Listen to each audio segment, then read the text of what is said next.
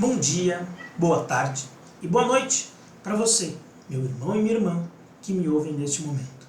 Meu nome é Everton Vital e hoje é dia 8 de janeiro e esse é o nosso 8º devocional do ano, onde estamos estudando os textos desse livro aqui, Um Ano com C.S. Lewis. Então vamos para o nosso texto de hoje. E o título é Algo Mais Além. Penso que todos os cristãos concordariam comigo se eu dissesse que, embora o cristianismo pareça, em princípio, inteiramente dedicado à moral, aos deveres e regras, culpa e virtudes, ele vai muito além para algo transcendente. Todos nós vislumbramos um país onde não se fala sobre fatos como a corrupção e a maldade, a não ser, quem sabe, de brincadeira. Todos nesse lugar estão cheios do que podemos chamar de bondade, da mesma forma que um espelho se enche de luz. Porém, ninguém a chama de bondade. As pessoas nem sequer a percebem, não a chamam de nada. Estão ocupadas demais, tentando achar a fonte de onde ela vem. No entanto, esse é um estágio em que a estrada ultrapassa as margens do nosso mundo. Os olhos de uma pessoa não podem enxergar muito além disso. Muitos olhos podem ver melhor do que os meus. Algo mais além. Quando lemos esse texto, somos quase levados a sorrir, porque ele começa dizendo algo que soa muito familiar. O cristianismo parece, à primeira vista, um sistema de moral, deveres, regras, virtudes e culpas.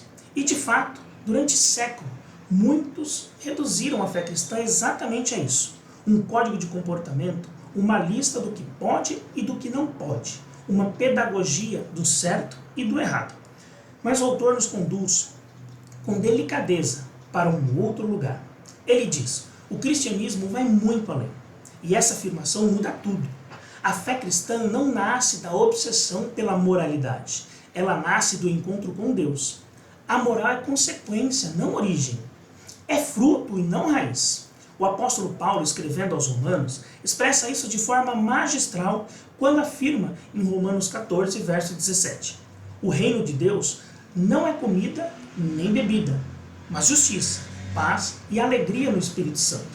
Perceba, justiça, paz e alegria não são regras externas, mas realidades internas, espirituais e transformadoras. O texto nos convida a imaginar um lugar, quase um país, quase um horizonte escatológico, onde não se fala mais de corrupção e maldade, exceto, talvez, como algo distante, quase irrelevante. Não porque o mal foi apenas reprimido, mas porque ele foi superado. Esse é um eco profundo da esperança bíblica de novos céus e nova terra, aonde, como diz em Apocalipse 21, verso 4, já não haverá morte, nem luto, nem pranto, nem dor. Nesse lugar imaginado, as pessoas estão cheias de bondade. Mas, e aqui está um ponto belíssimo, ninguém chama isso de bondade. Elas não se percebem como virtuosas, não estão preocupadas em avaliar o próprio caráter, nem em exibir sua retidão. A bondade não é um título, é uma atmosfera. Assim como o espelho não se orgulha da luz que reflete, essas pessoas não se orgulham do bem que manifestam. Isso nos lembra imediatamente das palavras de Jesus no Sermão do Monte, em Mateus 5,16.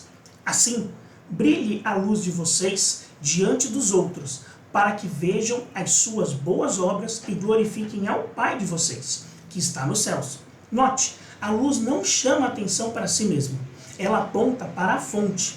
O autor diz algo profundamente espiritual. Essas pessoas estão ocupadas demais, tentando achar a fonte de onde essa bondade vem. Isso é teologia pura. O coração regenerado não se detém na virtude como fim último. Ele é atraído pelo Deus que é a fonte de todo bem. Como afirma Tiago no capítulo 1, verso 17, toda boa dádiva e todo dom perfeito vem do alto, descendo do Pai das luzes. Aqui somos confrontados com uma pergunta silenciosa, mas incisiva. Onde está o foco da nossa fé? Em nós mesmos? Na nossa performance moral? No nosso esforço religioso? Na nossa sensação de dever cumprido? Ou na fonte viva da graça que nos transforma de dentro para fora? O texto reconhece com humildade que esse estágio ultrapassa as margens do nosso mundo. Nossos olhos não conseguem enxergar plenamente essa realidade. E isso também é profundamente bíblico. Paulo diz em 1 Coríntios 13:12, agora vemos como em espelho, de maneira obscura. Então veremos face a face. A fé cristã vive nessa tensão.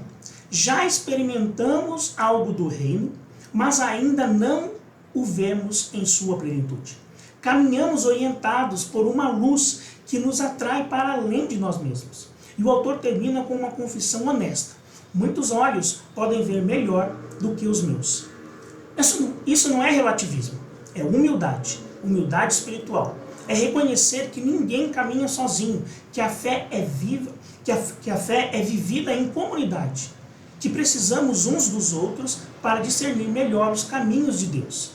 Talvez esse devocional nos convide hoje a descansar um pouco da nossa obsessão moralista e a nos perguntar: estou buscando apenas ser bom ou estou buscando a fonte da bondade?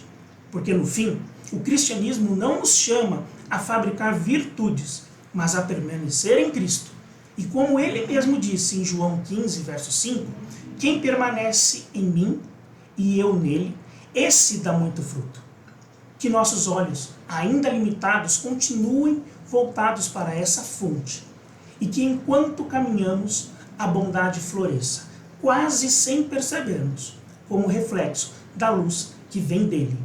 Que Deus nos abençoe e que Ele nos ajude. Amém. E até amanhã, se Ele assim nos permitir.